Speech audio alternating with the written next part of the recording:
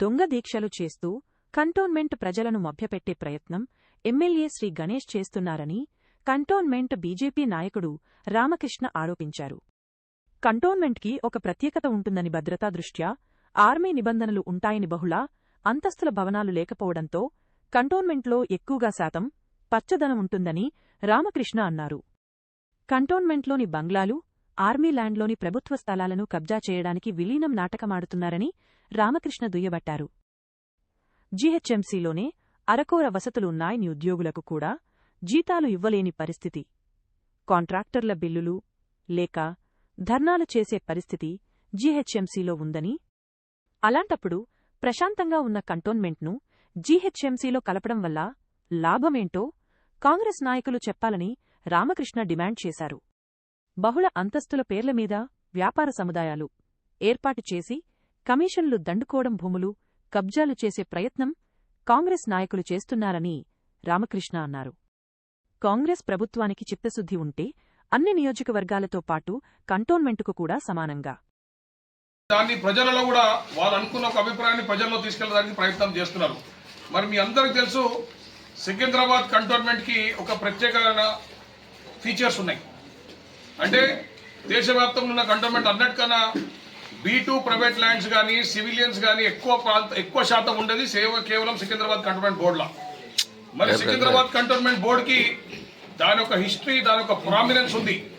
ఎందుకంటే ఇక్కడ హైదరాబాద్ ఎప్పుడైతే నిజాం పరిపాలన నడుస్తుండేనో, మరి ఆ రోజు రజాకారుల మెడలోంచి సర్దార్ వల్లభాయ్ పటేల్ గారు హైదరాబాద్ ప్రాంతాన్ని కూడా భారతదేశంలో విలీనం చేసింది మన సికింద్రాబాద్ కంటోన్మెంట్ పోలో గ్రౌండ్స్ దగ్గరనే.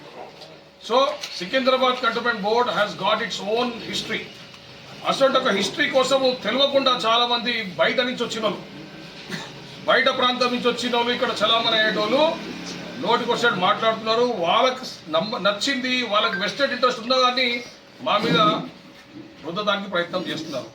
మరి సికింద్రాబాద్ కంటోన్మెంట్ బోర్డుని ఈరోజు హైదరాబాద్లో కాదు, తెలంగాణ, యావత్ తెలంగాణలో లంగ్ స్పేస్ అంటారు.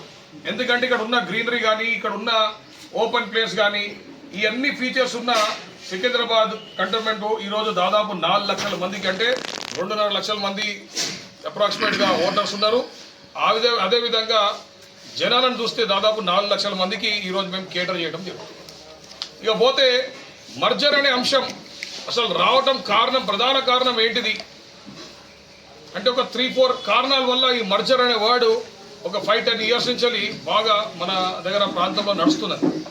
మరీ ముఖ్యంగా మర్జర్ రావటం ప్రధానమైన కారణం ఏంటంటే, గతంలో కానీ ఇప్పుడున్న రాష్ట్ర ప్రభుత్వాలు కంటోన్మెంట్ ప్రాంతాన్ని పూర్తిగా విస్తరించారు. అంటే ఎటువంటి డెవలప్మెంట్ కాకుండా, ఎటువంటి ఏది అసలు మొత్తం పట్టించుకోకుండా వదిలేసిన కాన్స్టిట్యున్సీ కంటోన్మెంట్ కాన్స్టిట్యున్సీ. అంటే రాష్ట్ర ప్రభుత్వం గతంలో కేసీఆర్ గారు కానీ, ఇప్పుడు రేవంత్ రెడ్డి గారు కానీ ₹1 డెవలప్మెంట్ చేయని కాన్స్టిట్యున్సీ ఏదైనా ఉంది తెలంగాణ ప్రాంతంలో అంటే అది కేవలం కంటోన్మెంట్ ఏరియా. ప్రధానమైన కారణము నెగ్లిజెన్స్కి గురైన కాన్స్టిట్యున్సీ. రెండోది, కొంతమంది B3 బంగ్లా ల్యాండ్స్ వాళ్ళు, ఓల్డ్ గ్రాండ్ బంగ్లాస్ వాళ్ళు, కొంతమంది లీజ్ ల్యాండ్స్ వాళ్ళు కూడా వాళ్ళ వ్యక్తిగత స్వార్థాల కోసం, అంటే కంటోన్మెంట్ ప్రాంతం GHMతో మర్జ్ అయిపోతే వీళ్ళకున్న ఈ బంగ్లా 10 ఎకరాలు కానీ 15 ఎకరాలు కానీ వాళ్ళకి సొంతం అయిపోద్ది అనే దురుద్దేశంతో దేశవ్యాప్తం అందరూ కూడా కలుపుకొని కొంతమంది హ్యాండ్ఫుల్ ఆఫ్ పీపుల్, అంటే 10, 20, 30, 40 మంది అసొంటోళ్ళు కలిసి స్పాన్సర్ చేసి ఈ యొక్క మర్జర్ అనే దాన్ని అంశంని తెర మీద తీసుకురావడం జరిగింది. ఇది కేవలం స్పాన్సర్డ్ విషయం.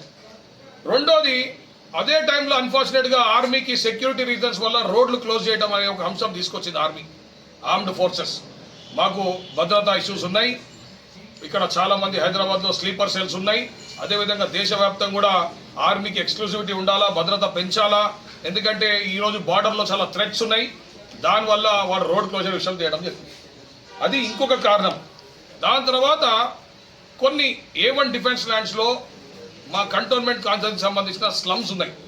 అంటే ఉదాహరణకి మడ్ఫోర్ట్ కానివ్వండి, సాయిబాబాడ్స్ కానివ్వండి, చిన్న కమ్మెల కానివ్వండి, పెన్షన్ లైన్స్ కానివ్వండి, ఇటువంటి కొన్ని ఏరియాస్లో ఆర్మీ A1 ల్యాండ్స్లో మా ఒక గుడిసెలు ఉన్నాయి. మరి దానికి అనేక సంవత్సరాల నుంచి ల్యాండ్ ఎక్స్చేంజ్ స్కీమ్ మీద మనం ప్రయత్నం చేస్తున్నాం. కానీ చెవిటోటి ముంగడ శంకర్ ముదిరంటే రాష్ట్ర ప్రభుత్వాలు ఎవరు కూడా పట్టించుకుంటారు, ఎవరు కూడా దాన్ని ముందుకు తీసుకొస్తలేరు. ఇవి ప్రధానమైన కారణాలు. మర్జర్ అనే వర్డ్ ఇక్కడి నుంచి పుట్టింది. ఈ యొక్క నెగ్లిజెన్స్ వల్ల వచ్చిన వర్డే మర్జర్ అనే వర్డ్. మరి దాని ఈరోజు చాలా మంది రాజకీయ రంగు పూస్తున్నారు.